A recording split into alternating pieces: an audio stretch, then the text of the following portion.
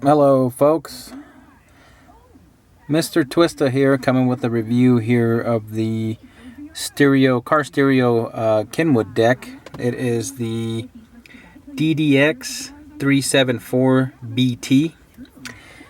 I decided to do a review on this unit because I just recently purchased it from Crutchfield.com. I paid about $250 for it.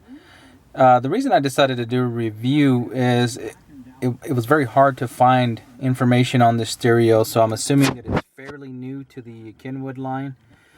So I decided to go ahead and try to do a quick review. Now, this is not an official review, and I didn't write out any script or anything, so maybe a little rough. Either way, this stereo here is similar to some of the other models that are on the market. The DDX373BT, 372BT, so there's several.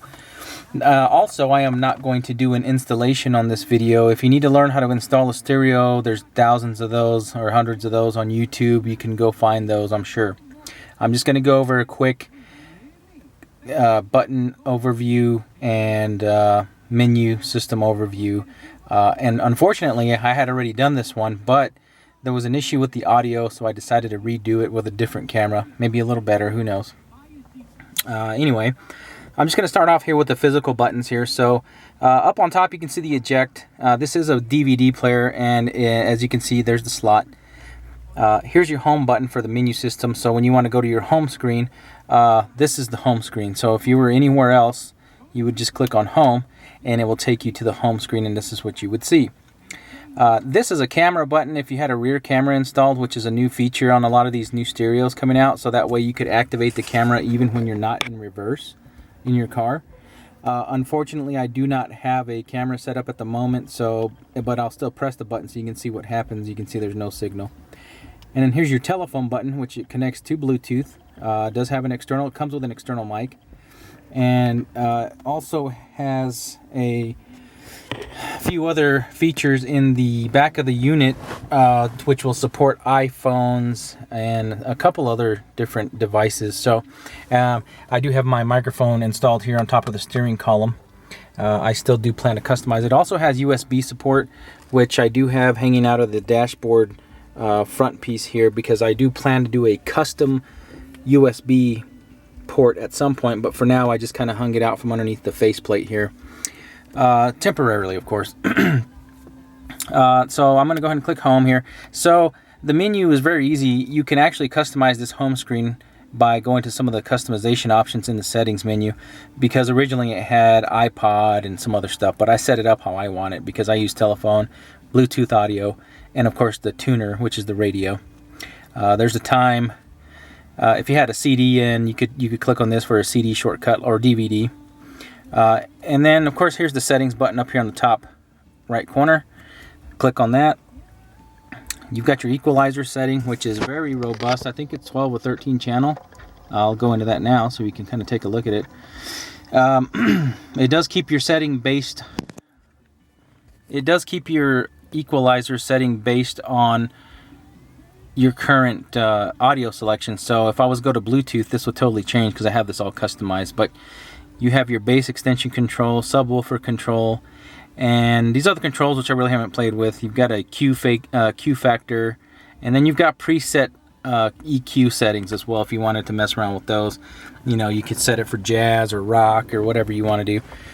Pretty nice. So I'm gonna go back to the menu screen here. You can make the sound. You can make it have your music have sound effects.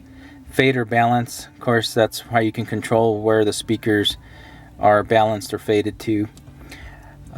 You've got a speaker crossover, which is pretty in depth here. It'll allow you to choose the type of car you have, which speakers, and then how to cross them out. So, for instance, if I click on speaker select, it'll let me select front speakers, rear speakers, or subwoofer, and then it'll also let me control the crossover, which, as you can see, I've already set mine up so that my front speakers are actually not receiving any bass frequency, only treble and mid-range. But quite a few options here in the crossfader section.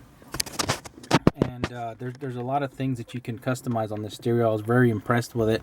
I really haven't found anything to complain about yet. I did install this in an older model, Toyota Matrix. Very easy.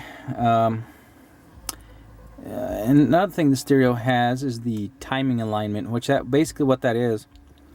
It controls the speaker timing rate so that, for instance, if you wanted it to sound better for the driver, you basically would set it to where the driver's seat only receives the sound at specific times. So for instance, I'm going to go in here and I'm going to click on the next button here, front right, front left. So now, as you can see, it highlighted the driver's seat. So now the speakers have different timing rates or different distances, so that way the stereo can set the sound to come out at different times so that the driver gets the best overall sound. A lot of people will pay money for some really fancy tuning devices and stuff, but this stereo already has it built in, so I thought that was kind of nice. There's a lot more to do here, but if you decide to purchase this stereo, which I recommend, it's another toy to play with and set up your sound and whatnot. So I'm gonna go back here. Go back to the menu. And of course, that was under all the audio settings here. So you got volume offset. So I'm gonna go up here to display. Here's where you can customize the dimmer. You can customize the color of these buttons here, the background color, the LED.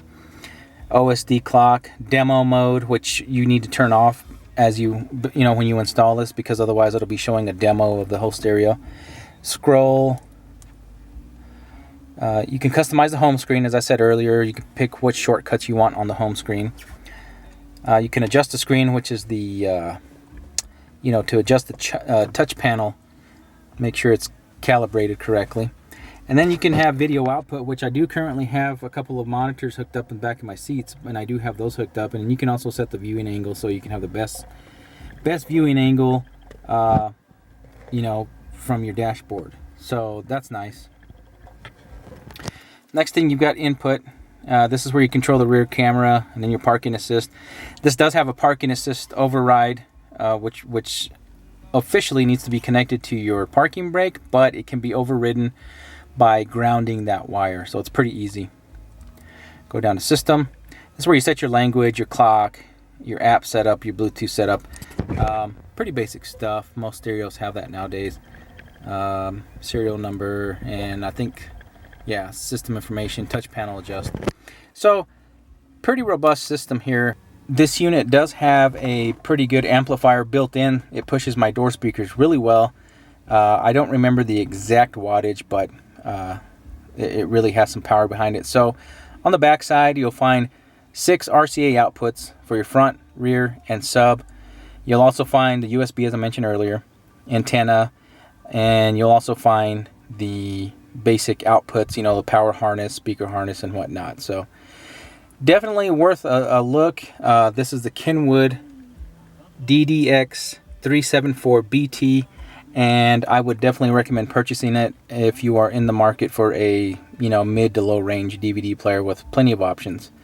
I do appreciate you watching this video. If you have any questions or comments, please leave them in the section below and I'll get back to you as soon as I can. And I appreciate it. Thank you.